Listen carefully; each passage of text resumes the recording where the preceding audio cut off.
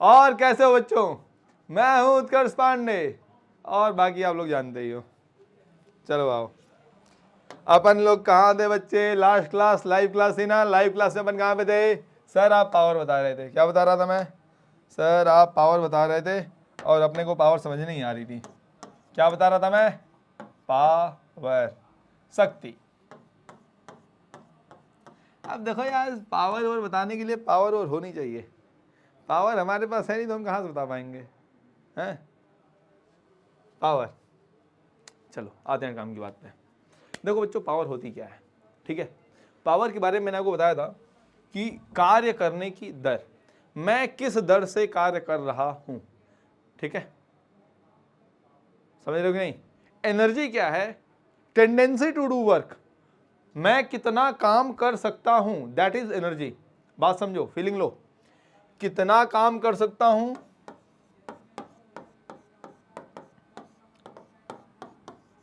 कितना कार्य कर सकता हूं। सकता लिखा है यार, मैं कितना कार्य कर सकता हूं, that is sir it is energy. ठीक है, और दूसरी चीज क्या है? शक्ति, मैं किस रेट से कार्य कर सकता हूं, मतलब एक सेकंड में कितना कार्य कर सकता हूं। व्हाट? एक सेकंड में कितना कार्य कर सकता हूं।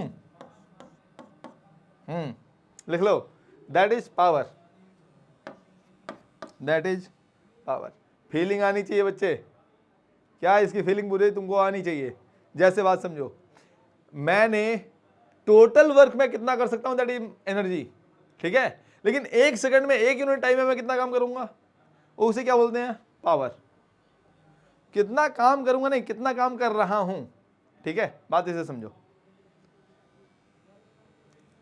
कर यहां रहा हूं लगा लो, या कर सकता हूं, बात लमसम सेम ही है, जितना करोगे उतना ही तो होगा। आगे बढ़ते हैं। देखो पावर क्या होती है? पावर को अंग्रेजी में बोलते हैं dw/dt।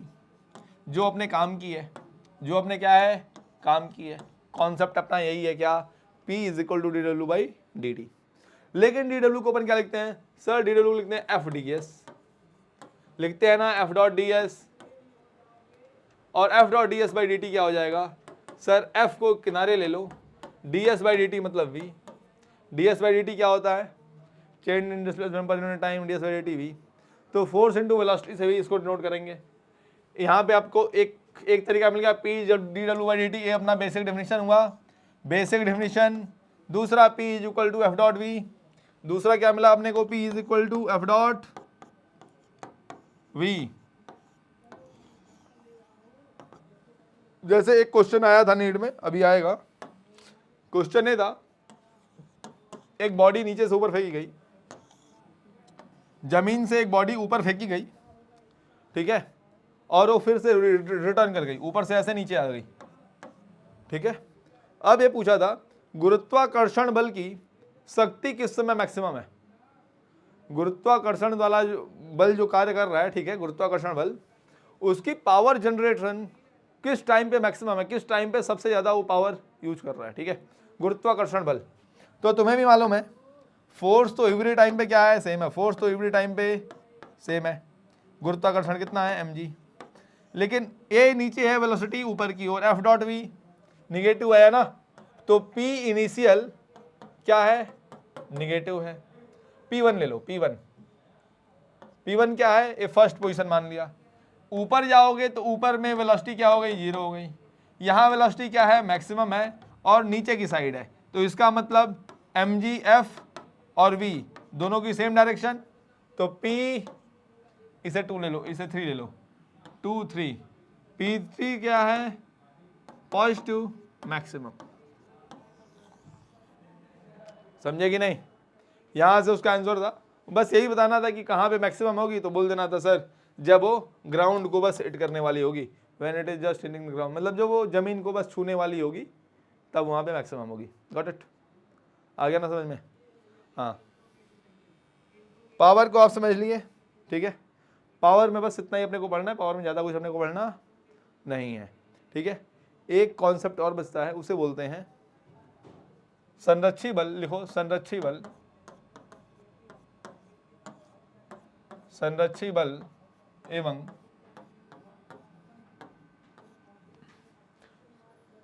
कंजर्वेटिव फोर्स हो गया ना, और स्थितिज ऊर्जा, स्थितिज ऊर्जा एवं स्थितिज ऊर्जा, स्थितिज ऊर्जा का संबंध।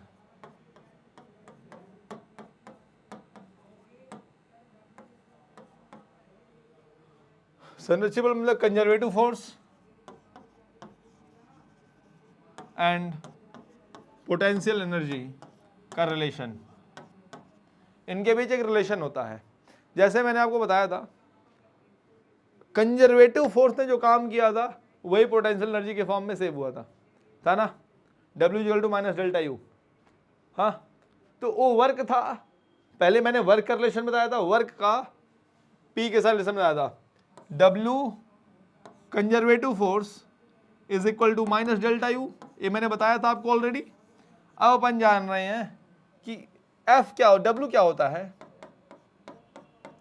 FDS है कि नहीं, W यही तो होता है FDS, है ना।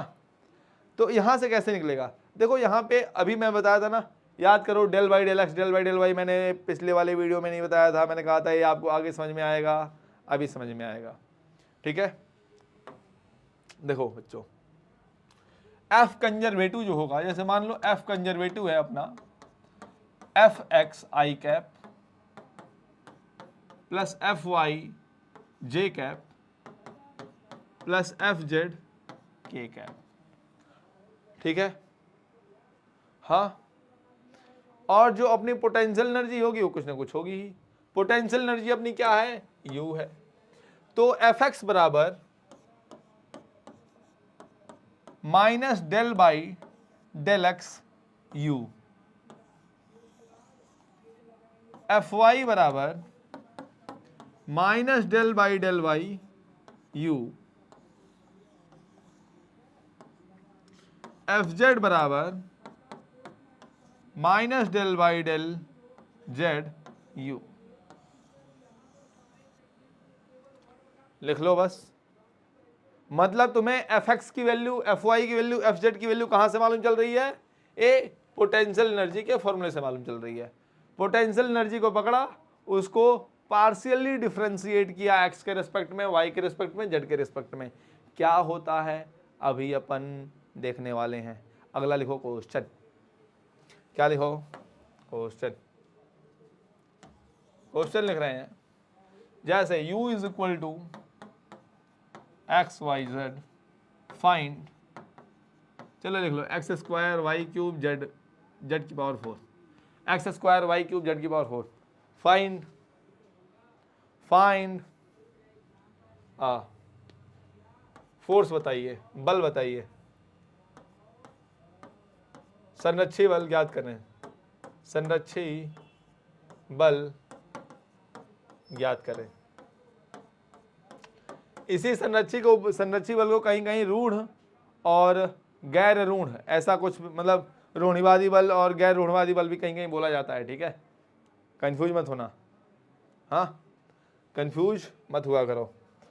X square Y cube Z की पावर 4, देखो बच्चे फॉर्मूला तो तुमको याद है ही, f x is equal to minus del u by del x.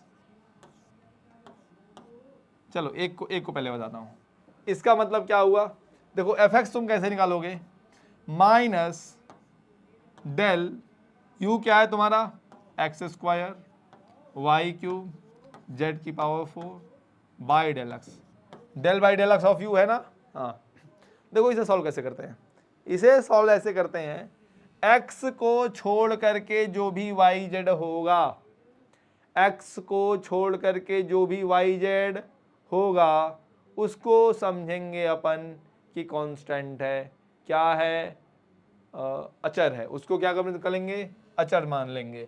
मतलब y और z क्या हो गए आपके लिए, जैसे 1 2 3 4 क्या हो गए, संख्या टाइप के। तो आपको केवल x देखना है, एक्स का वाले का डिफ्रेंसिएशन करो। सर एक्स का डिफ्रेंसिएशन हुआ -2x, वाई क्यूब जेड की पावर 4 को ऐसे उतारो, वाई क्यूब जेड की पावर 4 को ऐसे उतार दो। एफ एक्स कितना आया, यह ऐसे ही एफ वाई करो, लिख लोगे direct F Y, sir minus del Y X square Y cube Z की पावर 4। सर लिखा y को किया -3y square x square Z की पावर 4 एफ वाई। ऐसे ही एफ जेड निकाल लोगे, आ जाएगा X square Y cube 4 Z cube, और तुम फोर्स दे दोगे एफ इज इक्वल टू, क्या लिखोगे, एफ एक्स आई कैप, तो -2x वाई क्यूब जेड की power 4 i cap -3y square x square Z की power 4 j cap -x square Y cube 4 Z cube k cap. आगे अपना x y Z कुछ अपना देख के कॉमन ले लेना, देख कर लेना आगे काम, ठीक है। आगे काम में कोई तो मेहनत मजदूरी है, करते रहा करो, मजदूरी करना मोस्ट इंपॉर्टेंट थिंग, मजदूरी तो क्या करनी पड़ेगी, ठीक है। हाँ, और मजदूरी जो नहीं करेगा वो आगे कहीं भी कुछ सफलता वफलता नहीं पाएगा। तो मैंने आप लोगों को सारे के सारे कॉन्सेप्ट अब बता दिए हैं, बचा है तो केवल क्या, क्वेश्चन कर लें, आ जाओ। कहीं भी कुछ डाउट नहीं होना चाहिए, जो जो इम्पोर्टेंट चीज़ है सब मैंने आप लोगों को बता दिया है।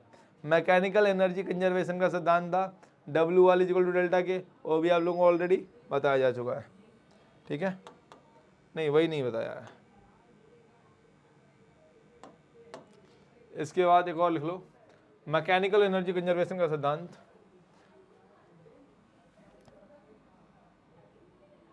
लिखो,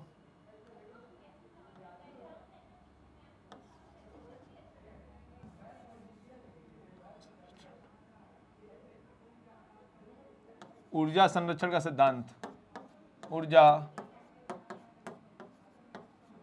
संरक्षण का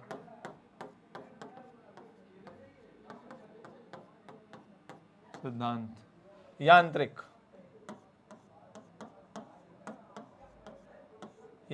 है कि यांत्रिक है, मतलब mechanical energy conservation, MECHANICL, mechanical energy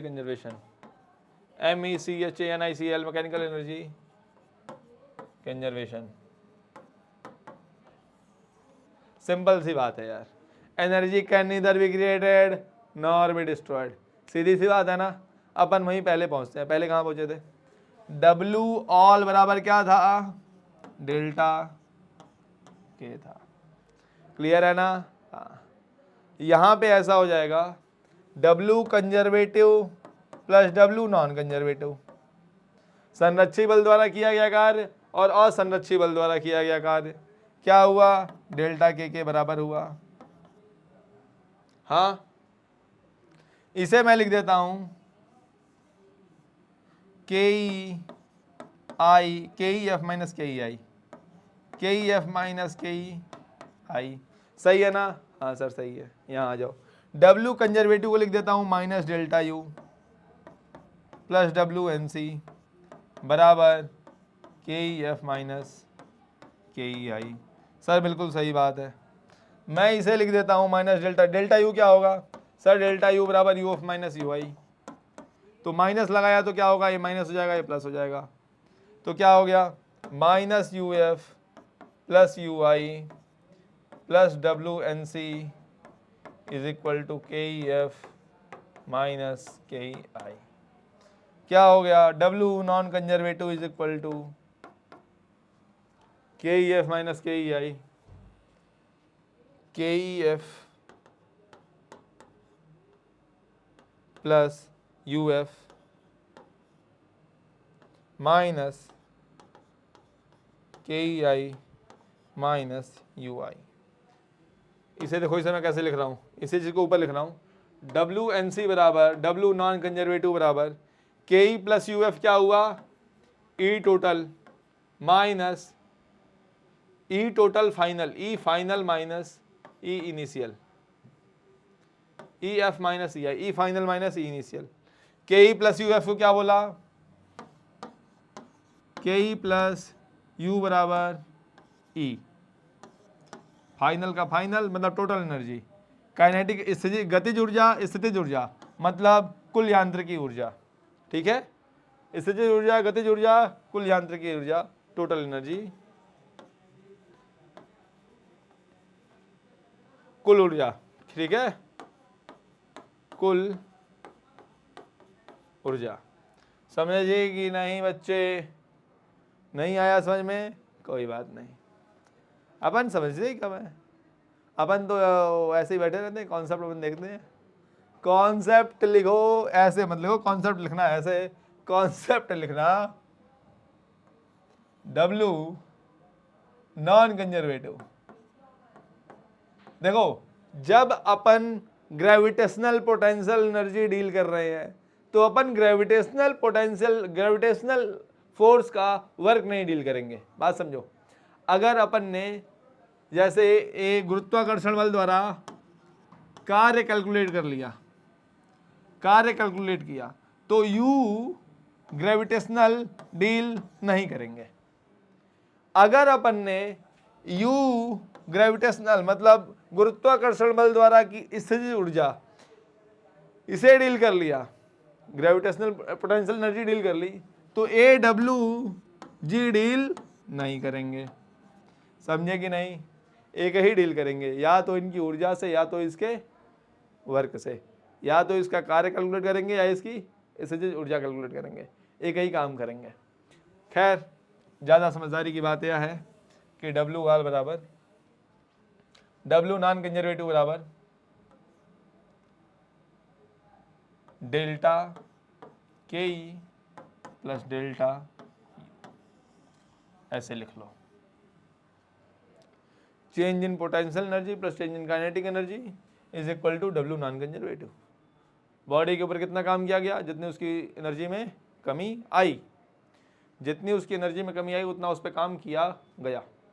for example देखो, एग्जाम्पल से दिखाना पड़ेगा ना भाई, ऐसे थोड़ी ना प्रूफ मानोगे तुम लोग, है कि नहीं? तुम लोग भाई क्यों मानोगे भाई ऐसी बात? जब तक कोई करके ना दिखाए सर हम मानते ही नहीं है। किनारे बना देता हूँ, यहाँ कैलकुलेट करने में मजा आएगा।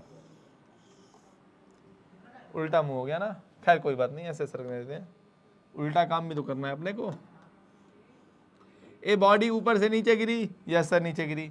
मैंने कहा ऊपर बॉडी है अपनी h हाइट पे, कितनी हाइट पे है सर? h हाइट पे, मान लो यहाँ से गिर रही है, ठीक है, यहाँ से गिर रही है, h हाइट पे है बॉडी, यहाँ से गिरना शुरू हुई, यहाँ पर आई बॉडी, ठीक है, इसकी वेलोसिटी है v, इसकी वेलोसिटी है v, इसकी वेलोसिटी है v, ठीक है। यहाँ पे फ्रिक्शन का कोफिशिएंट है म्यू, फ्रिक्शन का कोफिशिएंट कितना है? काइनेटिक फ्रिक्शन के कोफिशिएंट का कोफिशिएंट म्यू, म्यू के है, ठीक है, म्यू ले रहा हूँ लेकिन है वो म्यू के, ठीक है। काइनेटिक फ्रिक्शन का इस गतिज घर्षण का नियतांक कितना है? म्यू, ठीक है। अब हमको बताना है सर फ्रिक्शन द्वारा किया गया कार्य कितना है, W फ्रिक्शन कितना है। बहुत ही छोटी सी बात है, बॉडी ऊपर रुकी हुई थी ना, हम देखो हम कैसे करेंगे। हमने कहा देखो एक तो ये है कि पहले मैं निकालूं कितना, किस रेट से गिर रहा है, जान नहीं रहे हो तुम लोग, ये लंबाई कितनी है, चलो दोनों तरीके से कर लेंगे, दोनों तरीके से, हाँ दोनों तरीके से करेंगे। बॉडी ऊपर से गिरना शुरू हुई है, मतलब यहाँ पे v बराबर 0 है, यहाँ v बराबर 0 है, नीचे v वेलोसिटी है। ए अपनी इनिशियल पोजीशन, ए अपनी फाइनल पोजीशन। मैं लिखने जा रहा हूं अपना EF minus EI is equal to WNC। W non conservative बराबर EF माइनस EI। अच्छा मान लो अगर नॉन कंजर्वेटिव फोर्स है ही नहीं, अगर नॉन कंजर्वेटिव फोर्स है ही नहीं तो क्या होगा sir? EF is equal to EI, energy संरक्षित हो जाएगी ना, ऊर्जा का संरक्षण हो जाएगा। अगर कोई असंरक्षित बल नहीं है तो ऊर्जा संरक्षित रहेगी। अगर असंरक्षित बल है, फ्रिक्शन नुकसान टाइप के कुछ लोग लग रहे हैं, तो क्या होगा, बल क्या होता है, एनर्जी संरक्षित नहीं रहेगी, कुछ लॉस हो जाएगा। यहाँ लॉस हो रहा है। EF minus EI, EF minus EI कितना हुआ सर, ये अपना EF है, एनर्जी कैलकुलेट करो। यहाँ पे देखो इसे लिखोगे KEF plus UF minus KEI minus UI is equal to W non conservative. ऐसे लिखोगे, ऐसे बच्चों की तरह ऐसे लिखना चाहिए, ठीक है। KEF कितना है अपना सर, काइनेटिक एनर्जी शुरू में क्या है, हाफ mv² 0, पोटेंशियल एनर्जी कितनी है mgh, ग्रेविटी यहाँ पे U कितना माना है, 0 माना है, जनरल सी बात है, तुम लोग भी जानते हो जमीन पे 0 मानेंगे ग्राउंड में, माइनस KEI कितना है, सॉरी गलती हो गई, ये तो KEF मैंने लिखा है ना, KEI लिखा है ना, KEF देखो A0 minus mgh, KE final कितना है सर, KE फाइनल है हाफ mv², क्या है half mv², W mu UF कितना है सर, UF है 0, UF कितना है 0, half mv² minus mgh equal to WF,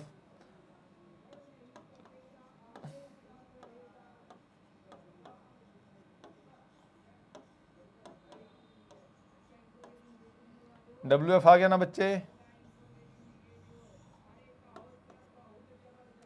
है कि नहीं, WF आ गया ना तुम्हारा, हाँ। ऐसे ही यहाँ से भी कैलकुलेट कर सकते हो, यहाँ से नीचे लग रही होगी mg साइन थीटा, ऊपर की ओर यहाँ लग रहा होगा mg कॉस थीटा, नॉर्मल बता दे रहा हूँ, ऊपर लगेगा नॉर्मल, नीचे लगेगा mg कॉस थीटा, म्यू लगेगा fs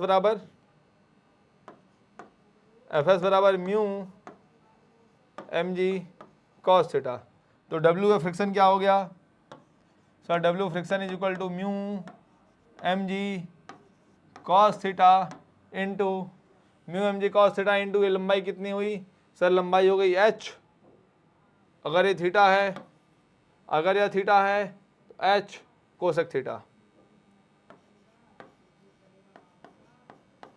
h कोसेक थीटा, तो कोसेक थीटा मतलब 1 साइन थीटा, अरे यहाँ से निकाल ही लोगे तुम लोग, लिख ही लोगे mu mg cos theta by sine theta मतलब cot theta, mu mgh cot theta, WF कितना हुआ म्यू mgh कॉट थीटा, बराबर मैच कर लोगे, वहाँ से रिलेशन आ जाएगी, ऐसे अपने को करना होता है, लेकिन तुम लोगों को वर्क निकालना, एनर्जी बराबर करना समझ में आ गया, ठीक है। तुम लोग देखो सारे कॉन्सेप्ट मैंने अब तक बता दिए, सारे कॉन्सेप्ट मैंने आपको बता दिए, 1-2 क्वेश्चन कराना है तो एक क्वेश्चन ही करा दिया, अगला क्वेश्चन एक और सिंपल क्वेश्चन देख लो, हाँ। जैसे ये स्प्रिंग है,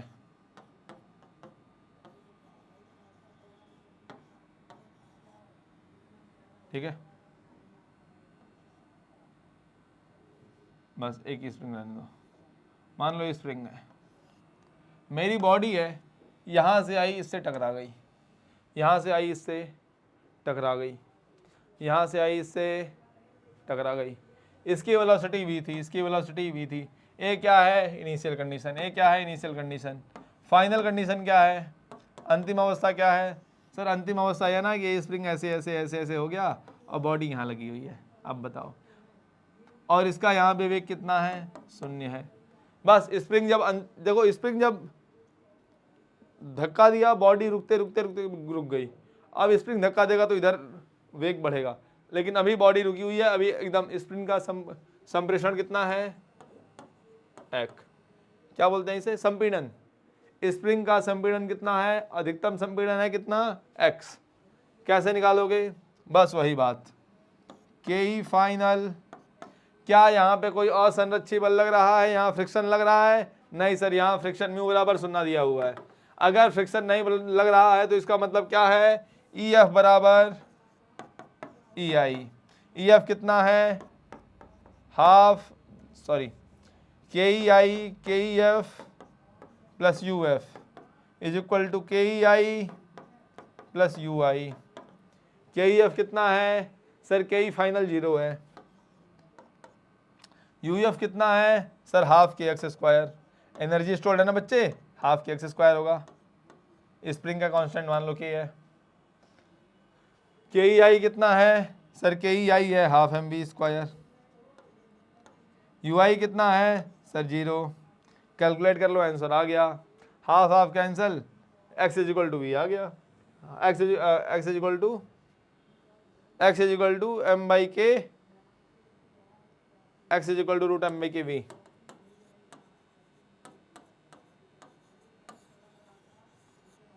ऐसे निकल जाता है, ठीक है। वेरी सिंपल तरीका है, बहुत ही आसानी से करना है। अपने को बहुत ज़्यादा पैनिक नहीं होना है, जरा सा भी पैनिक नहीं होना है। Each and everything is going to be simple. बहुत ही आसान चीज़ें हैं, कोई बहुत ज़्यादा टफ चीज़ें नहीं है। अपने को बस थोड़ा सा पेशेंस बना के रखना है, कॉन्सेप्ट एनालाइज करना है, कौन सा कॉन्सेप्ट लगेगा। पावर के टाइम पे जो मैंने सही, देखो फंसोगे तुम कहाँ, फंसोगे पावर में, फंसोगे कहाँ पे, फंसोगे पावर में। वर्क में फंसने वाले नहीं हो। वर्क में FDS सिखा दिया है, हाँ सर सिखा दिया है।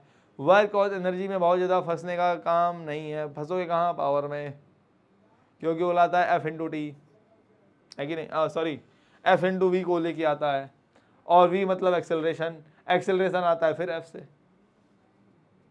लो करो बात, जहाँ से शुरू हुए वहीं पे ख़त्म। इसलिए फंसाने की चीज़ क्या है। चलो पहला क्वेश्चन, 10 किलोग्राम द्रव्यमान का एक ब्लॉक जो 10 मीटर पर सेकंड की निरंतर गति के साथ x दिशा में घूम रहा है। तो घूमने दो यार, अपने क्या जा रहा है, घूमने देते हैं। x बराबर 20 मीटर से 30 मीटर तक अपनी यात्रा के दौरान एक मंदक बल, मतलब बदलने वाला बल, F is equal to 0.1 x J. मंदक बल नाम अच्छा लग रहा है, मंदक बल,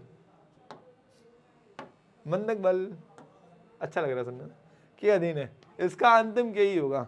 देखो कर दी बात ना, अंतिम के की मतलब क्या है, के इनिशियल, के फाइनल। आपको मालूम है ना, हाँ सर मालूम है sir. Delta K is equal to W. जितना काम करेंगे वो के के फॉर्म में स्टोर हो जाएगा, मतलब वो एनर्जी में परिवर्तन करा देगा। जो तुमने काम किया वो एनर्जी के फॉर्म में परिवर्तन करा देगा, ठीक है। तो 10 किलोग्राम द्रव्यमान का, तो अल्टीमेटली तुम्हें डब्ल्यू निकालना है। डब्ल्यू क्या होगा, डी डब्ल्यू बराबर एफ डी एस, और डब्ल्यू बराबर integration of F D S. एक कर लोगे, यहाँ से निकल जाएगा। कैसे करना है तुमको मालूम ही है। और के इनिशियल और के फाइनल, इसका अंतिम के क्या हो जाएगा, तो हाफ एम बी स्क्वायर यहाँ पे इसके साथ जोड़ दो। चलो मैं कर देता हूँ, इतना कभी कभी मेरा मन करता है करने का, ठीक है। वैसे मैं करता नहीं हूँ, रियलिटी बताऊँ, मैं ये सब काम करूँगा। एफ डी एस कितना भैया, एफ कितना का है 0.1 एक्स, ठीक है। एक्स में ही जा रहा है ना, एफ कितना है अपना 0.1, एक्स मतलब एक्स, डी एस मतलब मान लो डी एक्स। कहाँ से जाना है सर, 20 से 30 तक। डब्ल्यू बराबर क्या हुआ, एफ डी एस, और कॉस थीटा अपना 1 ही है, क्योंकि एक्स में बल लग रहा है और एक्स में वो भी जा रहा है। देखो ना, एक्स की दिशा में लगना, गति के साथ एक्स दिशा में घूम रहा है। एक ब्लॉक के दौरान मंदक बल ए भी एक्स में ही है। 20 से 30 क्या हुआ, 0.1 एक्स स्क्वायर बाई 2, डब्ल्यू बराबर 0.1 एक्स स्क्वायर बाई 2, 20 से 30, ठीक है। मतलब 30 स्क्वायर बाई 2 450 माइनस 200, 250 हो गया। नहीं समझ में आया क्या भाई, देखो 30 square by 2 minus 20 square by 2, 900 by 2 450, 450 और यहाँ पे 400 आया कितना तुम्हारा, 250। 250 लिख दूँ, 25 लिख दूँ, डब्ल्यू बराबर 25 कितना, जूल या न्यूटन मीटर का बात एक ही है, जूल या न्यूटन मीटर, ठीक है। आते हैं यहाँ पे, के इनिशियल कितना है सर, के इनिशियल है half, mass 10 kg, V square मतलब 10 का स्क्वायर, 500। के फाइनल क्या होगा सर, डेल्टा के बराबर डब्ल्यू, 25 हमने उस पर काम किया तो 25 बढ़ जाएगा, तो 525 हो जाएगा। 525 है क्या कहीं, अरे नहीं है, उल्टा काम हुआ है क्या?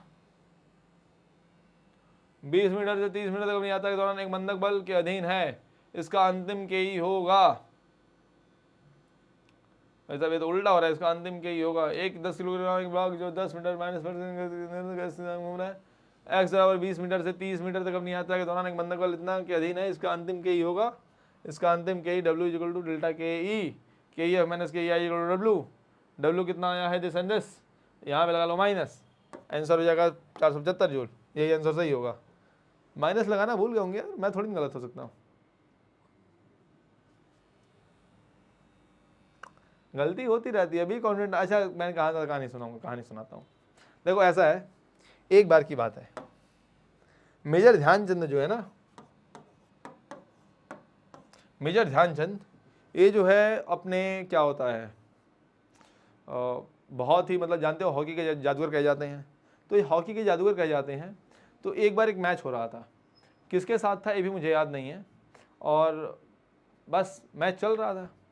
तो गोल्फ पोस्ट पे क्या था, ये जो गोल्फ पोस्ट होती है, ठीक है, यहाँ एक बंदा खड़ा रहता है हॉकी लेकर के, ये बॉल मारते थे, ये पूरा हाफ टाइम तक ये बॉल को मारते थे, तो बॉल गोल पोस्ट से टकरा के वापस आ जाती थी, बॉल यहाँ से टकरा के वापस हो जाती थी, बॉल यहाँ से टकरा के वापस, बॉल यहाँ से टकरा के वापस।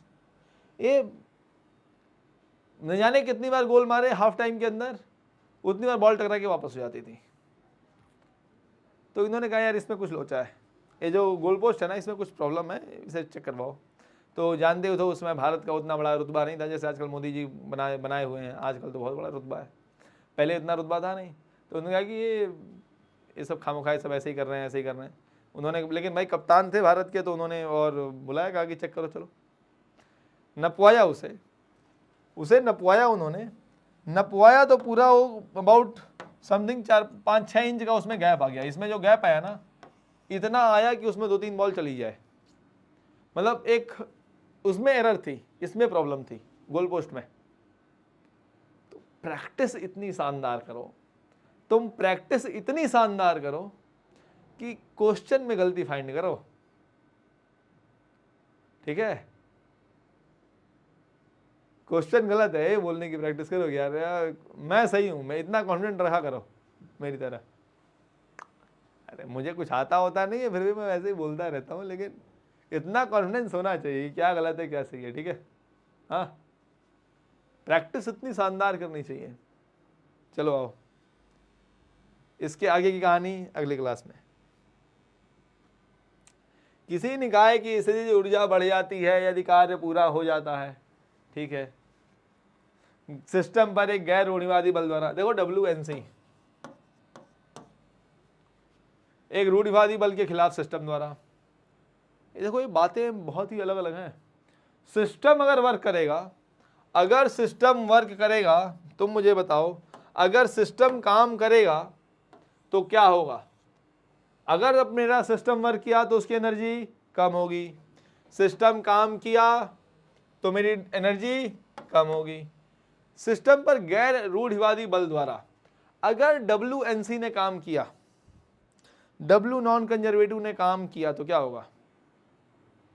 W conservative W non conservative बराबर क्या होता है सर, चलो इसे भी देखेंगे। W नॉन कंजर्वेटिव बराबर क्या होता है sir, delta EF minus EI। तो ENC plus EI equal to EF हो जाएगा, मतलब सिस्टम पर एक गैर रूढ़िवादी बल द्वारा काम होगा तो सिस्टम बढ़ जाएगा, ठीक है। एक गैर रूढ़िवादी बल के खिलाफ सिस्टम द्वारा, ठीक है, अगर मेरा सिस्टम काम करेगा तो क्या होगा, डाउन होगा।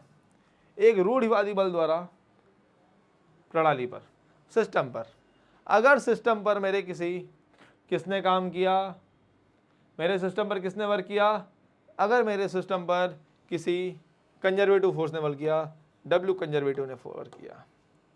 देखो W conservative plus W non conservative बराबर डेल्टा के, ठीक है। और तुम्हें बढ़ाना है क्या, स्थितिज ऊर्जा। तो तुम्हें मालूम है कि स्थितिज ऊर्जा तुम्हारा गैर रूढ़िवादी बल पे, तो इस पे तो डिपेंड करती ही नहीं है, किस पे करती है, रूढ़िवादी बल पे करती है। तो रूढ़िवादी बल को क्लिक कर दो, बस हो गया। ठीक है कि नहीं? स्थितिज ऊर्जा तुम्हारी पोटेंशियल एनर्जी यू किस पर डिपेंड करती है? केवल और केवल W कंजर्वेटिव पर। हाँ, और W कंजर्वेटिव ने प्रणाली पर काम किया, अपनी स्थितिज ऊर्जा क्या होगी? बढ़ेगी। हाँ, अपनी स्थितिज ऊर्जा क्या होगी? बढ़ेगी। आगे क्या चलते हैं?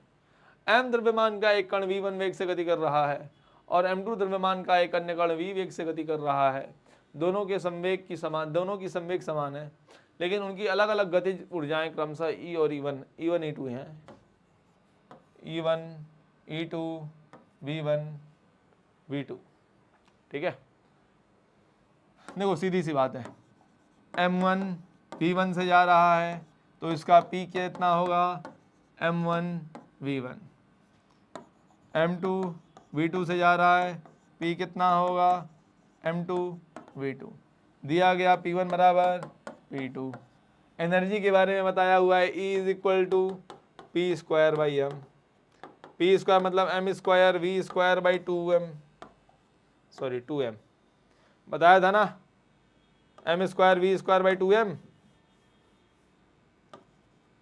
M square V square by 2M लिख दिया। M से M cancel, half MV square हो गया ना, हाफ MV स्क्वायर। तो इसलिए P स्क्वायर बाई M मतलब E1 बाई E2 नहीं, तो E1 by M1 equal to E2 by M2 हुआ, तो E1 by M1 is equal to E2 by M2 हुआ ना, सी वाला पार्ट सही हो गया, है ना। 1 किलो द्रव्यमान का एक पिंड जो समय पर निर्भर बल दिस, जहां I और J X और Y अक्ष पर इकाई वेक्टर है के अंतर्गत चलना शुरू करता है, उस समय बल द्वारा कौन सी शक्ति विकसित होगी? F बराबर P बराबर F इंटू V कहाँ से आता है? ADT से। इंटीग्रेशन ADT क्या होता है? V। एक्सेलरेशन से मैं बता दूं ना, पावर वाला प्रॉब्लम करता है, पावर वाला V क्या होता है? Integration V।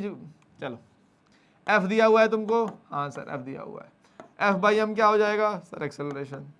एक्सेलरेशन तुम्हारा कितना आया? लिख लो 2t I cap plus 3t J cap. A मतलब क्या होता है सर? dv by dt।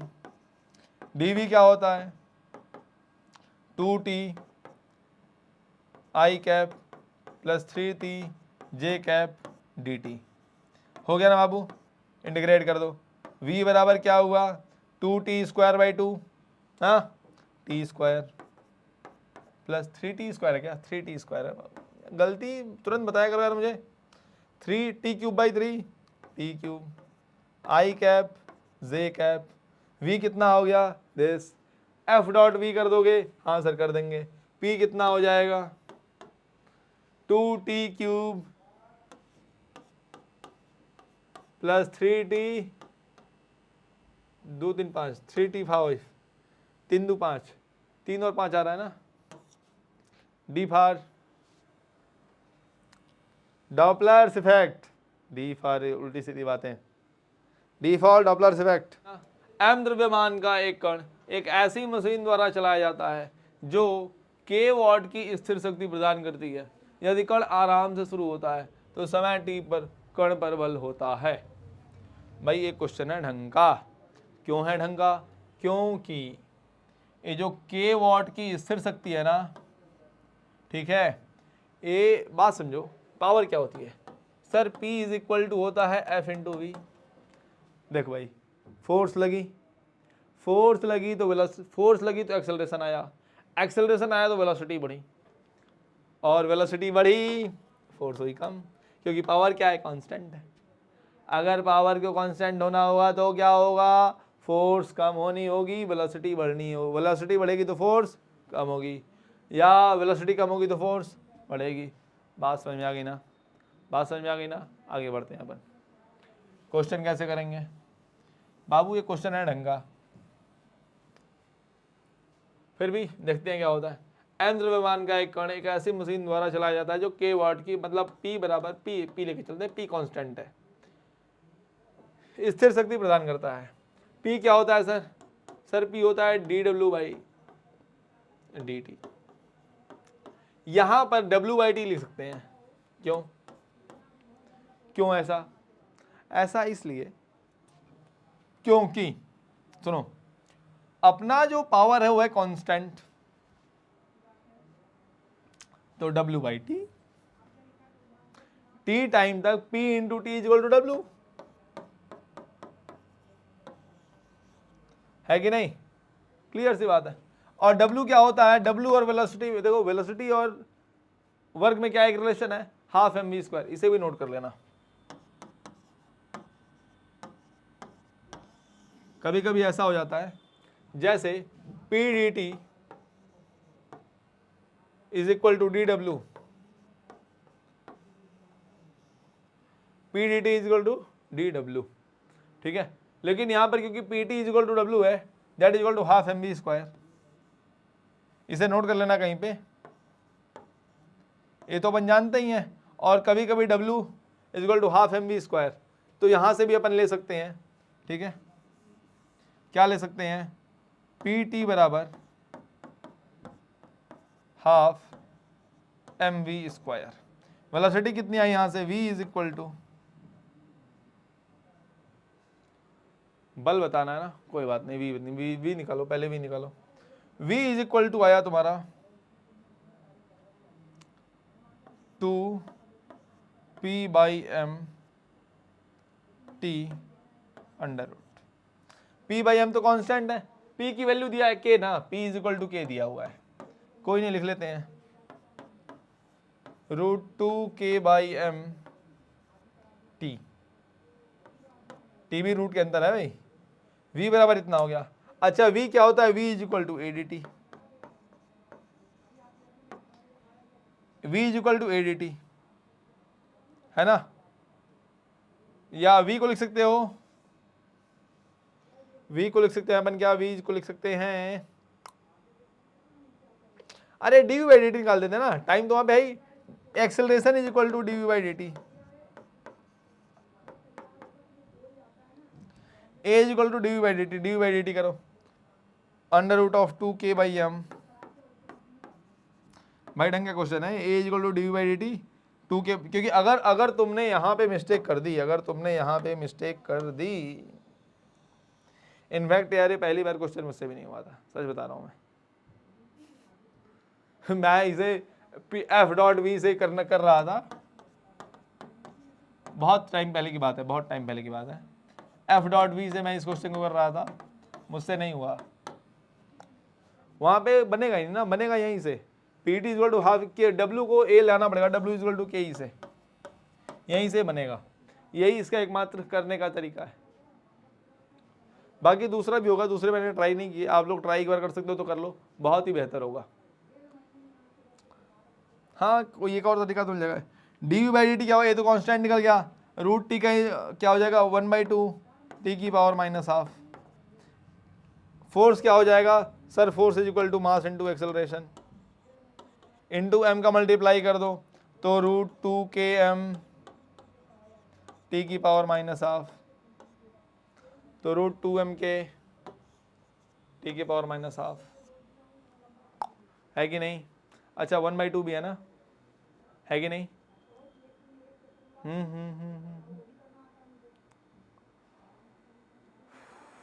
है कि नहीं? 1/2, तो ये होना चाहिए क्या?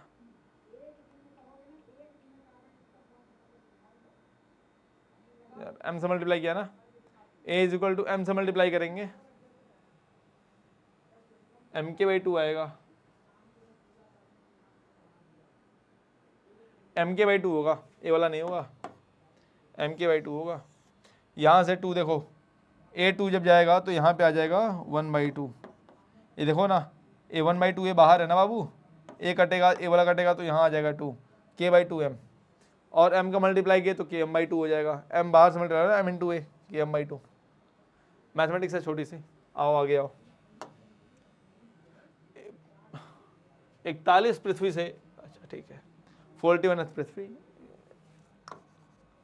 पृथ्वी से लंबवत प्रक्षेपित एक पिंड पृथ्वी पर लौटने से पहले पृथ्वी की त्रिज्या के बराबर ऊंचाई तक पहुंचता है। देखो कहाँ पहुंचता है, r रेडियस, मतलब ये पृथ्वी है अपनी गोल सी, यहां से प्रक्षेपित मैंने किया, ये आर हाइट तक गया है, इस पृथ्वी की जो त्रिज्या है, और ऊंचा बना दें, हाँ सर और ऊंचा बना दीजिए। फिर यहां से लौट जा रहा है, अच्छा लौट के आ गया यहां तक, आने दो। गुरुत्वाकर्षण बल द्वारा लगाई गई शक्ति सबसे बड़ी होती है, कब सबसे बड़ी होगी? P बराबर एफ डॉट वी, बताया है ना तुमको मैंने बता दिया वाला क्वेश्चन, बताया है ना, कहाँ सबसे ज़्यादा होगी?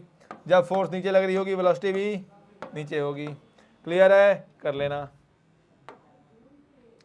4m द्रव्यमान का पिंड ए यू गति से चलते हुए आराम की स्थिति में 2 मीटर द्रव्यमान के दूसरे पिंड बी से टकराता है। टक्कर सीधी और लोचदार प्रकृति की होती है। टक्कर के बाद टकराने वाले पिंड ए द्वारा खोई गई ऊर्जा का अंश देखिए है तो एनर्जी कंजर्वेशन का और कोलिजन का एग्जाम्पल। अपन इसे करते हैं सेंटर ऑफ मास के टाइम पे, लेकिन अब आ गया है तो कर ही लेते हैं, इससे तुम्हें थोड़ा सा बुद्धि मिल जाएगी। जैसे बात समझो, अपना पिंड कौन है? ए है। ए का मास कितना है? 4m। इसकी यू गति से चल रहा है। आराम स्थिति में कौन है? 2m। इसकी वेलोसिटी कितनी है? u बराबर 0। देखो टक्कर सीधी और लोचदार प्रकृति होती है, मैं समझ नहीं पा रहा हूँ। देखो बात समझो, अपन मान के चल रहे हैं कि एनर्जी कंजर्वेशन यहाँ लागू हो रहा है और इनमें आपस में, ठीक है, ए बॉडी देखो, ए है इनिशियल पोजीशन, ए क्या है? इनिशियल। ए क्या है? इनिशियल स्थिति। फाइनल स्थिति मैं इधर बताता हूँ। फाइनल स्थिति ये है कि ए अपना जा रहा है v वेलोसिटी से और ए भाई साहब जा रहे हैं 2m वाले v1 वेलोसिटी से v2 वेलोसिटी से, या va vb ले लो, va vb। अपन जानते हैं यहाँ पे सभी लोग एक धरातल पर हैं तो पोटेंशियल एनर्जी सबकी बराबर होगी। चेंज किस में आएगा? काइनेटिक एनर्जी में। मतलब EF बराबर EI। पोटेंशियल एनर्जी का कोई खेल है नहीं, किसका खेल है? काइनेटिक एनर्जी का। इनिशियल सिस्टम की काइनेटिक एनर्जी लिखो सर, हाफ ए का मास 4m u स्क्वायर प्लस इसका के ई 0। फाइनल लिखो half 4m va square plus half 2m vb square. ये हुआ पहला तरीका, ये हुई पहली इक्वेशन। इसे बोलते हैं एनर्जी कंजर्वेशन। क्या बोलते हैं? बल का ऊर्जा संरक्षण का सिद्धांत। दूसरा लिखेंगे मोमेंटम का संरक्षण। पढ़ा है तो ठीक है, नहीं तो क्या लिखेंगे? P dp बराबर 0, चेंज इन मोमेंटम बराबर 0, चेंज इन मोमेंटम बराबर 0। तो चेंज इन मोमेंटम का सिद्धांत क्या होगा? 4m into you plus m into 2m into 0 बराबर 4m into va plus 2m into vb। Yes, दो वेरिएबल va vb, दो इक्वेशन तुम्हारे पास va vb। आंसर यहाँ से आ जाएगा। ठीक है, गॉट इट। आगे बढ़ते हैं। दो कण ए और बी स्थित वेग v1 और v2 से चलते हैं। प्रारंभिक क्षण में उनकी स्थिति सदिश क्रमशः r1 और r2 होते हैं। कण ए और बी में टकराव की शर्त क्या है? देख भाई, ए मैंने रिलेटिव मोशन के टाइम पे बताया है, जब मैं सापेक्षिक गति बता रहा था, संबंधित गति बता रहा था, उस टाइम पे बताया जा चुका है। फिर भी बता देता हूँ। मैंने बताया था ना उस टाइम पे, इनकी पोजीशन कुछ है, इसकी पोजीशन कुछ है। इसकी पोजीशन है r1, इसकी पोजीशन है r2, इसकी वेलोसिटी है v1, इसकी वेलोसिटी है v2। इनके टकराने का क्या होगा? देखो टकराने का बस सीधा सी एक बात है, इनका जो r1 का जो, देखो इनकी जो संबंधित पोजीशन है, इनका जो r पोजीशन, इनका जो सापेक्षिक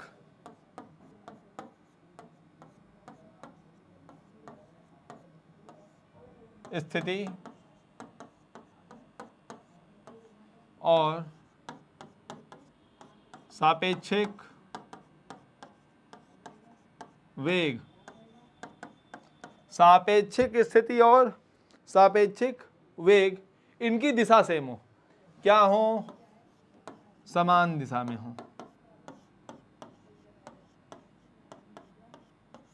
मतलब इनका पोजीशन ऐसी आए तो इनका जो v2 इनका जो रिलेटिव वेलोसिटी आए वो भी इधर आए, वी रिलेटिव।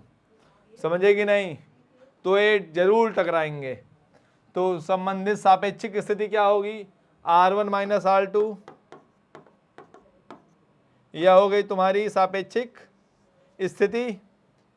और तुम्हारा क्या हुआ, सापेक्षिक वेलोसिटी v1 माइनस v2। कोई एक लगाओ, v1 माइनस v2 करो, v2 माइनस v1 करो। इनकी दिशा समान होगी। दिशा मतलब इसका मॉड से इसको डिवाइड कर दो, इसके मॉड से इसको डिवाइड कर दो, इनका जो परिमाण है उससे इनको भाग दे दो। अपना वैल्यू क्या आ गया, ये वाला आ गया। क्लियर है? हाँ सर क्लियर है। एक क्षैतिज चिकनी सतह पर 1.5 मीटर पर सेकंड की गति से चलते हुए बल स्थिरांक इतना का लगभग भारहीन स्प्रिंग एक द्रव्यमान से टकराता है, स्प्रिंग का अधिकतम संपीड़न होगा। कराया जा चुका है ना बच्चे। हाफ के एक्स स्क्वायर बराबर half m v square root के by M v is equal to x, यही आया था ना, कर लो। रूट के मतलब 50 बाई एम कितना है 0.5, वी कितना है 1.5 बराबर कितना है 100 10 15 सेंटीमीटर, 15 मीटर आ गया।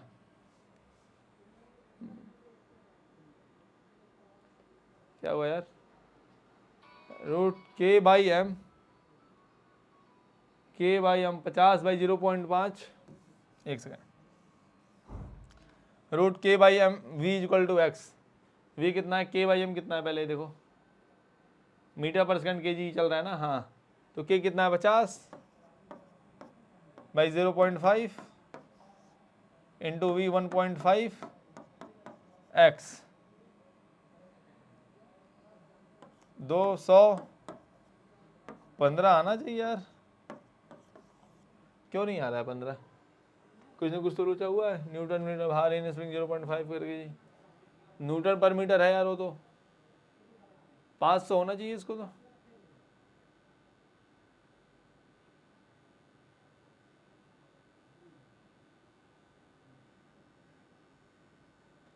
सॉरी यार गलती हो गई, एम बाई के होता है,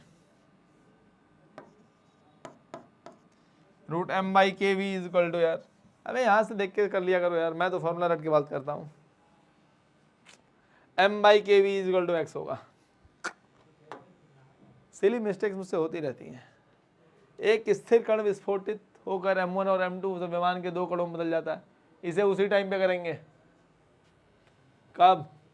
वैसे अगर तुम लोग जानना चाहो तो dp is equal to 0, change in momentum बराबर 0, de इज इक्वल टू 0, मतलब चेंज इन एनर्जी बराबर 0, ऊर्जा मतलब P initial is equal to P final और E initial is equal to E final. 2 सिद्धांत लगा के कर सकते हो, आंसर आ जाएगा, बाकी कोई दिक्कत नहीं है। ठीक है, आगे बढ़ते हैं। एक व्यक्ति एक डिब्बे को मंच की खुरदरी क्षैतिज सतह पर धकेलता है, वह 15 मीटर की दूरी पर 2 सेंटीमीटर का बल लगाता है, इसके बाद वह उत्तरोत्तर थक जाता है और उसका लगाया गया बल 100 न्यूटन की दूरी के साथ रैखिक रूप से कम हो जाता है। बॉक्स को जिस कुल दूरी से स्थानांतरित किया गया वह 30 मीटर डिब्बे की संपूर्ण गति के दौरान व्यक्ति द्वारा किया गया कार्य है। वाह, क्या स्पीड है मेरी पढ़ने की। देखो बोल रहा है मैं, आप धक्का लगाया फिर थक गया। अब अगर मैं थक गया तो मेरा फोर्स कम हो गया, फोर्स क्या हुआ, कम हो गया, लेकिन बॉडी में डिस्प्लेसमेंट आया। ठीक है,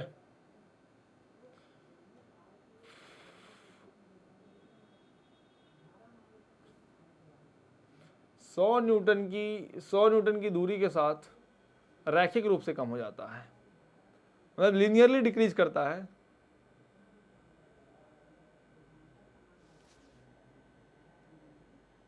ओहो, कहने का मतलब तात्पर्य बात समझो। ग्राफ बनाता हूं, 15 मीटर तक 30 मीटर तक टोटली चला है। आई थिंक ये बोल रहा है बॉडी यहाँ तक गई 15 मीटर तक, फिर डिक्रीज हुई है 100 मीटर तक, ये अपना 100 है। अपन कैलकुलेट कर लेते हैं क्या जाता है अपना, 100 इंटू 15 1500, 200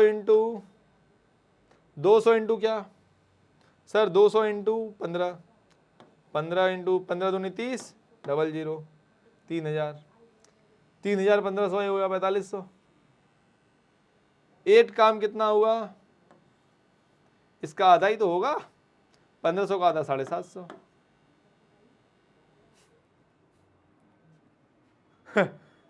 ये 1500 का आधा ही तो होगा 750, 3000 1500 4500 45 750 5250 आंसर। Very simple. आगे बढ़ते हैं। इसमें क्या है, हलवा क्वेश्चन था यार, इसमें कोई नक्शा बनाने की बात थोड़ी ना।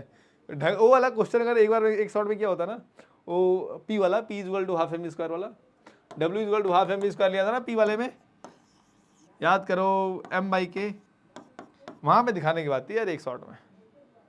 ढंग का क्वेश्चन था वो नीट में कैसे दे दिया मैं यही नहीं सोच पा रहा हूँ। आई थिंक वो जेई मेंस का है क्या।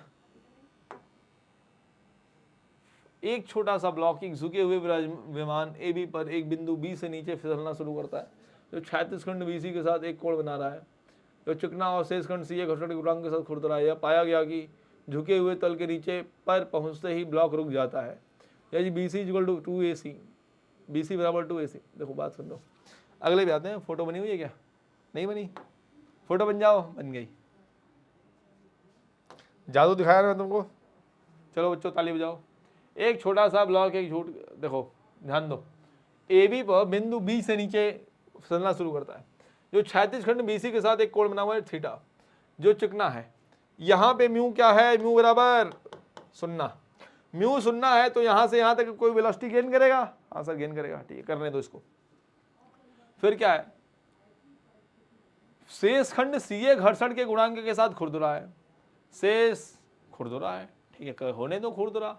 यह पाया गया कि झुके हुए तल के नीचे, देखो बात समझो, अपने को W, देखो यहाँ पे क्या लगेगा, यहाँ पे लगेगा सर जानते हो क्या, W नॉन कंजर्वेटिव बराबर delta E f minus e आई, बताया था ना मैंने, W नॉन कंजर्वेटिव बराबर ई एफ माइनस ई आई, वही लगा लो, वही लगाओ सर, लगेगा ऐसे दिखा रहा हूँ। देखो इनिशियल कंडीशन ये है, फाइनल कंडीशन यह है, यहाँ पे बॉडी आगे क्या है, रुकी हुई है, v बराबर 0, वहाँ पे v बराबर 0, के ई कितना है फाइनल, देखो के ई लिखो के पहले, चलो लिखते हैं WNC, कैलकुलेट करेंगे अभी, मूड आएगा इसका, इसे करते हैं। अपना के ई क्या है, k e final plus u final minus k e initial minus u initial, k e final कितना है 0, के इनिशियल कितना है 0, यू फाइनल कितना है 0, यू कितना है mgh, एच हाइट पे है ना, मान लो एच हाइट पे क्या जा रहा है अपना क्या जा रहा है, अपना क्या जाता है मानने में। WNC कितना है यार, देख भाई बात समझ, क्या बोल रहा है, CA घर्षण के गुणांक, यह पाया गया कि, मान लो यहाँ पे घर्षण गुणांक कितना है, म्यू है, यह पाया गया कि झुके हुए तल पर पहुंचते ही ब्लॉक रुक जाता है, ठीक है। यदि BC बराबर 2AC, मतलब यहाँ पे क्या है, अगर मान लो मैंने लिया ए लेंथ L, अगर मैंने लिया ए लेंथ L, अगर अपनी लेंथ कितनी है सर, ए लेंथ L है, 2AC है ना, सॉरी A2L है तो AL है, ए पूरा मैंने कितने का लिया, 3L का लिया, ए वाला L है, ए वाला 2L है। बताओ यहाँ पे फ्रिक्शन कितना लग रहा होगा सर, फ्रिक्शन लगेगा म्यू mg cos थीटा, कितना लगेगा फ्रिक्शन सर, फ्रिक्शन लग रहा है अपना, लेफ्ट साइड लिखता हूँ mu mg cos theta, body नीचे जा रही है, फ्रिक्शन ऊपर लगेगा, फ्रिक्शन द्वारा किया गया कार्य कितना है, mu mg cos theta into L, friction ने कितना काम किया sir, mu mg cos theta L।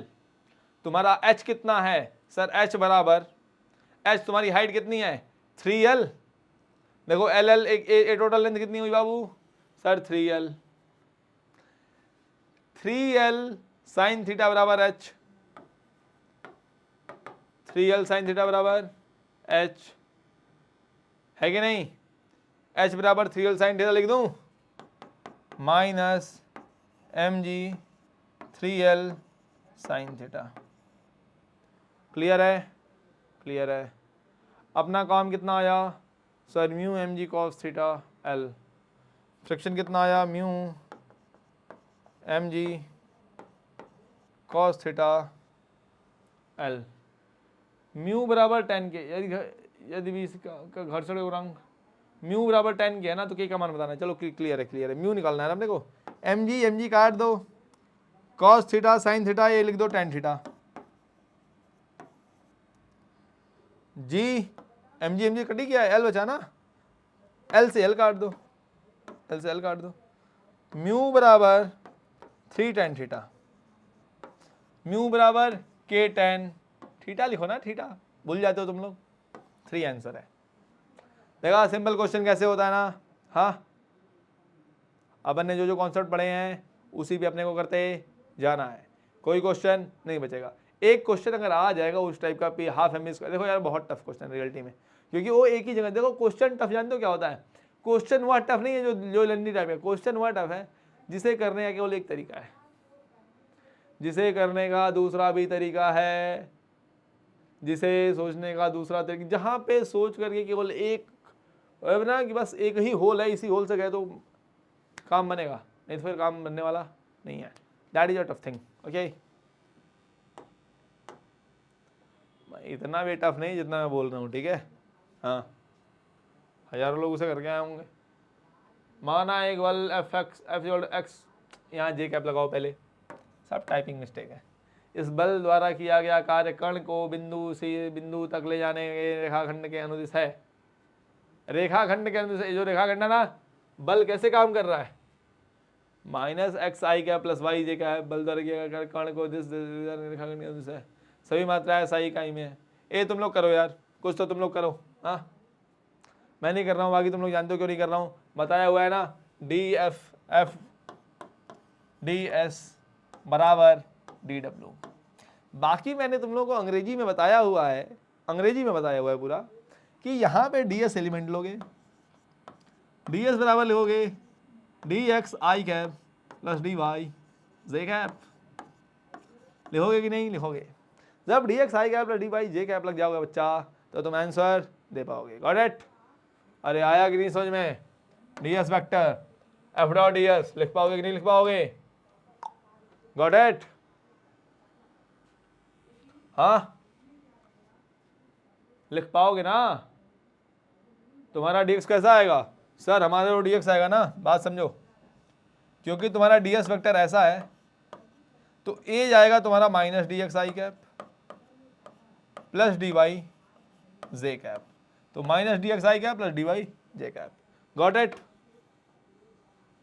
इसको मल्टीप्लाई करोगे एफ से, तो तुम्हारा क्या हुआ? D W. खैर मैं कर ही दे रहा हूं, तुम लोग नालायक हो ही, आता नहीं जाता चुनाव चिन्ह छाता है तुम लोगों का, है कि नहीं? अरे है कि नहीं यार? X D X plus Y D Y, कहाँ से कहाँ तक, कहाँ से कहाँ तक? अब जो भी हो देख लेना। एक्स की तुम्हारी चेंजिंग है, दो पार्ट में कर लेता हूँ मैं, चलो लिख लेता हूँ 10201 integration X D X integration Y D Y 0 to 1 1 to 0 0 to 1। y कहाँ से कहाँ चेंज हो रहा है? 0 to 1। x कहाँ से कहाँ चेंज हो रहा है? 1 to 0। आंसर क्या आएगा तुम लोग कर लेना। सही मात्राएं एस आई इकाइयों में है, f बराबर X I cap plus Y J cap. Got it? Clear है सर। इस बल द्वारा किया गया कार्य कण को बिंदु ए से ले जाने में रेखाखंड के अनुदिश है। सभी मात्राएं एस आई यूनिट में है। Find the answer. आंसर आप लोग फाइंड कर सकते हैं। Got it? आगे बढ़ते हैं। एक कण एक बल के प्रभाव में आराम से एक आयाम में चलता है, जो कण द्वारा तय की गई दूरी के साथ बदलता रहता है, जैसा कि चित्र में दिखाया गया है। 3 मीटर चलने के बाद कण की गतिज ऊर्जा है। आंसर है, गतिज ऊर्जा क्या होगी बाबू? W is equal to delta K, W निकाल लो पहले। बॉडी कहाँ है हमारी, अरे यार, एक कण एक बल के प्रवाह में एक आयाम में चलता है जो कण के द्वारा तय गई दूरी के साथ बदलता रहता है, जैसा कि चित्र में दिखाया गया है। 3 मीटर चलने के बाद कण की गति ऊर्जा है। अरे यार 3 मीटर चलने के बाद कण की गति ऊर्जा है, पहले उसकी प्रारंभिक गति ऊर्जा तो मेरे को दो। क्वेश्चन पता नहीं कहाँ से क्वेश्चन ना दे लोग, पहले मेरे को के इनिशियल तो दे दो भाई, के इनिशियल तो मेरे को दे दो। हाँ तुम लोग मांग रहे हो मुझसे के फाइनल, मैं कहाँ से ला के दूंगा भाई? बताओ कि बॉडी रुकी हुई है, इतना तो बताओ भाई। देखो यार, फोर्स से वेलोसिटी की इक्वेशन नहीं होती, वहां समझ आता। फोर्स से वेलोसिटी का क्या कनेक्शन है? कोई कनेक्शन नहीं है। आगे वेलोसिटी आएगी ना, इनिशियल वेलोसिटी का फोर्स से कोई कनेक्शन नहीं है। खैर तुम लोग होशियार तो हो ही। क्या वेलोसिटी के साथ ये वाला है ना, यही वाला अपना है, तो 1 और 3, तो यहां देखो ना 2 गुणे, देखो मैं करता हूं देखो 2 गुणे 3 6 हो गया है ना, 2 गुणे 3 हो गया 6, और ऊपर का कितना हुआ 1 गुणे 1, देखो यहाँ पे 1 और यहाँ पे 1, आधा होकर ना 6.5, 6.5 आंसर। वाह, ये क्वेश्चन आया हुआ है, किस साल आया हुआ है नहीं दिखा, ये कोई क्वेश्चन है यार, नाम खराब कर रहा है क्वेश्चन। एक स्प्रिंग जिसकी बिना खींची गई लंबाई L है, उसका बल स्थिरांक K है। स्प्रिंग को बिना खींची गई लंबाई L1 और L2 को 2 टुकड़ों में काट दिया जाता है, जहाँ L1 बराबर NL2 और N एक पूर्णांक है। संगत बल स्थिरांक बताइए, K1 K2। क्या यार, ये तो तुम लोग जानते हो ना, क्लियर वाला 1/n होगा। चलो, इसकी लंबाई कितनी है L, अगर इसे अपन ने 2 पार्ट में काटा, इसकी लंबाई L, सॉरी इसकी लंबाई मान लो A, इसकी लंबाई B, NA is equal to B। जानते ही हो कि इनका वो क्रॉस हो जाता है, अंधेरा कायम रहे वाला, मतलब इसका जो हो जाएगा N के, इसका हो जाएगा N के, ये लंबाई क्या है NA है ना, अगर इसकी लंबाई A है, इसकी लंबाई N है, तो इसका क्या हो जाएगा, इसका कोफिशिएंट N के, इसका कोफिशिएंट K, मतलब K डैश की बात कर रहा हूँ। K डैश, इनके कोफिशिएंट में क्या रिलेशन होगा, K डैश और N के डैश का। बाकी आधा करते हैं तो 2K हो जाता है, याद है कि नहीं। अगर ये L है, इसका मैंने हाफ किया, L/2 किया, L/2 किया, इसका कोफिशिएंट कितना होगा 2K, L/3 किया तो 3K, L/4 किया तो 4K, L/5 किया तो 5K। वही हाल में यहाँ भी होगा, वही हाल यहाँ पे भी होता है। L का जितना पार्ट करोगे उतना, जैसे मान लो A is equal to L/5 है तो ये हो जाएगा 5K। A मान लो L/5 है तो ये बचा क्या 4L/5, 4L/5 बचे ना, तो 5K/4 इसका होगा, A 5K, A 5K/4 ऐसे होगा, ठीक है। मैंने तेज बताया, कोई बात नहीं, थोड़ा सा वीडियो दोबारा देख लो। 1 किलोग्राम द्रव्यमान का, वैसे Newton laws of motion, Newton के गति सिद्धांतों के समय में और अच्छे से बताया जा चुका है। क्लियर है? हाँ सर क्लियर है। 1 किलोग्राम द्रव्यमान का एक पिंड 100 मीटर की ऊंचाई से 3 किलोग्राम द्रव्यमान के एक मंच पर स्वतंत्र रूप से गिरता है, जो कि स्प्रिंग स्थिरांक के बराबर 1.25 गुणे 106 न्यूटन मीटर वाले स्प्रिंग पर रखा गया है। बॉडी प्लेटफॉर्म से चिपक जाती है और स्प्रिंग का अधिकतम संपीड़न x ज्ञात करें, यह देखते हुए कि g बराबर 10 मीटर पर सेकेंड, x का मान करीब होगा। सही तो यार, क्या दिक्कत है? देखो ना क्या हो रहा है, पिंड 100 मीटर की ऊंचाई से गिरता है, जो कि स्प्रिंग स्थिरांक 1 इतना वाले स्प्रिंग पर रखा गया है। बॉडी प्लेटफॉर्म से चिपक जाती है और स्प्रिंग का अधिकतम संपीड़न x पाया जाता है। तुम्हें करना क्या है, तुम्हें देखो बात समझो, प्लेटफॉर्म है, ऊपर से बॉडी गिर रही है, तुम्हें अधिकतम संपीड़न याद करना है ना, तो तुम भूल जाओ सब कुछ। तुम क्या करो, तुम सब कुछ भूल जाओ, तुम बस फाइनल एनर्जी बराबर इनिशियल अंतिम एनर्जी, यहीं पे आओ। क्या चीज? टोटल फाइनल एनर्जी, टोटल अंतिम एनर्जी। ठीक है, उठा लो। इसकी एनर्जी अभी कितनी है? mg h प्लस इतना वाले स्प्रिंग पर रखा गया है, बॉडी प्लेटफॉर्म चिपक जाती है और स्प्रिंग का अधिकतम संपीड़न x पाया जाता है। यह देखते हुए कि x का मान ज्ञात करिए। देख भाई, एक चीज़ ने गलती कर दी, खैर कोई बात नहीं, अपन देख ही लेते हैं।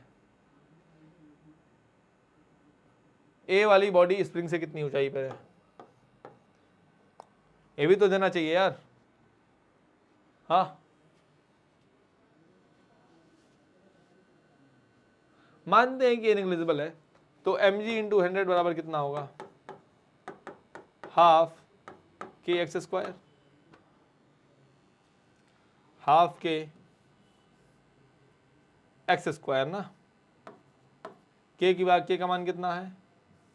हाफ गुणे 1.25 गुणे 10 की पावर 6 न्यूटन, और 10 की पावर 6 होगा भाई, ऐसा 106 थोड़ी लिखा जाता, 10 की पावर 6 इंटू एक्स स्क्वायर।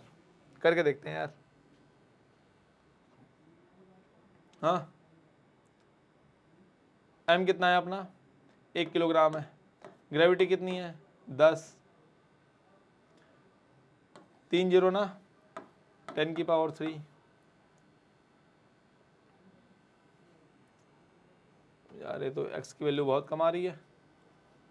कोई नहीं, मीटर में आ रहा होगा ना, सेंटीमीटर कर लेंगे। तो ये हुआ अपना 2 इंटू 10 की पावर -3 बाई 1.25। देख भाई, इसे ऐसा करते हैं ना, इसे कर लेते हैं 2000, 200 बटे 125, 25 से काटो, 25 साढ़े 200 और 25 50 125, 5 4, अरे 5 से 16 16 16 16 16 25 80, 1.6 आया, 1.6 इंटू 10 की पावर -3, 1.6 इंटू 10 की पावर -3, ऐसा कुछ आ रहा है मेरा। तो स्प्रिंग का अधिकतम संपीड़न x पाया जाता है, 3 किलोग्राम द्रव्यमान के मंच से नीचे गिरता है। ठीक है, तो 3 के कारण भी संपीड़न कुछ होगा क्या? 3 gravity is equal to,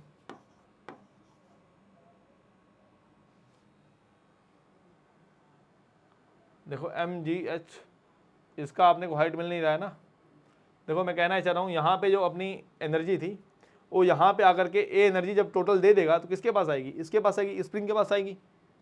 spring का जो संपीड़न होगा उसमें, तो हाफ के एक्स स्क्वायर बराबर mgh, यहीं से मैं कर रहा हूँ, mg इंटू 100 मीटर की ऊंचाई पे है। ठीक है, एक स्प्रिंग स्थिरांक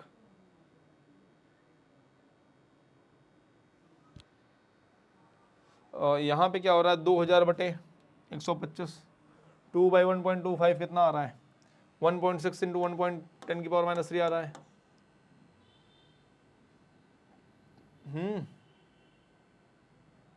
कुछ प्रॉब्लम है, देखते हैं इसमें। वैसे कुछ प्रॉब्लम नहीं रहेगी, इसमें लग रहा है कुछ डाटा मिसिंग है। ठीक है, कुछ ना कुछ डाटा यहाँ पे क्या है, मिसिंग है मे बी, देखते हैं क्या होगा। वैसे सिद्धांत तो यही है ना अपना। देखो बात समझो, यहाँ पे क्या होता, स्प्रिंग पर चिपक जाता है ना, स्वतंत्र रूप से गिरता है, जो कि चिपक जाती है।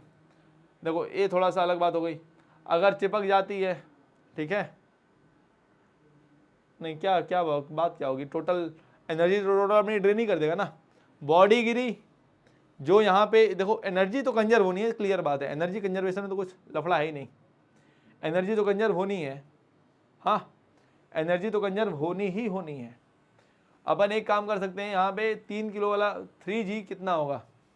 जैसे 3g ये लगाएगा ना बल, 3 किलो वाला, 3 gravitational force is equal to kx, ये भी तो होगा। यहाँ से संपीड़न कितना आ रहा है? 10 की पावर -6 में आएगा, इसकी कोई गिनती ही नहीं होगी यहाँ पे। यही मामला है कि हाफ एम बी हाफ के क्या गलती कुछ हो रही है, एक बार देख लूँ कैलकुलेशन में। तो आई थिंक कोई मिस्टेक होनी नहीं चाहिए मेरे। Half k x square half के 1.25 इंटू 10 की पावर 6 एक्स स्क्वायर। अरे सही तो था यार, एक्स स्क्वायर बराबर 1.6 आ रहा था, एक्स स्क्वायर बराबर आ रहा था ना 1.6 इंटू 10 की पावर -3। इसे लिख दूं मैं 16 इंटू 10 की पावर -4। अगर इसे अपन ने सॉल्व किया, अगर इसे अपन ने सॉल्व किया क्या हुआ, तो क्या हो गया 4 इंटू 10 की पावर -2 सेंटीमीटर। एक्स की वैल्यू आ गई ना, ए मीटर आया, यहाँ पे क्या हो जाएगा सेंटीमीटर हो जाएगा। गॉट इट, 4 सेंटीमीटर्स, 4 सेंटीमीटर्स आ गया। आगे चलते हैं। एक कण की स्थिर ऊर्जा आपूर्ति करने वाले ऊर्जा स्रोत की क्रिया के क्षैतिज तल पर एक दिशात्मक रूप से घूम रहा है विस्थापन समय ग्राफ जो कण की गति का वर्णन करता है वह है क्या यार, एक कण की स्थिर ऊर्जा आपूर्ति करने वाले ऊर्जा स्रोत की क्रिया के तहत क्षैतिज तल पर एक दिशात्मक रूप से घूम रहा है विस्थापन ग्राफ जो कण की गति का वर्णन करता है वह है। ग्राफ योजनाबद्ध रूप से खींचे गए हैं और पैमाने पर नहीं है। ठीक है, देखो बात समझो, इसके ऊपर स्थिर ऊर्जा आपूर्ति करने वाला मतलब इसके ऊपर कोई एनर्जी जो दिन मिल रही है इसको वो कांस्टेंट मिल रही है। क्षैतिज तल पर एक दिशात्मक रूप से घूम रहा है, एक दिशात्मक रूप से घूम रहा है, E बराबर कांस्टेंट है। अगर मैं मान लूं इसको एनर्जी कांस्टेंट मिल रही है, एनर्जी क्या होती है E मतलब इसका change in kinetic energy constant आ रहा है, मतलब इसके ऊपर नियमित बल लग रही है।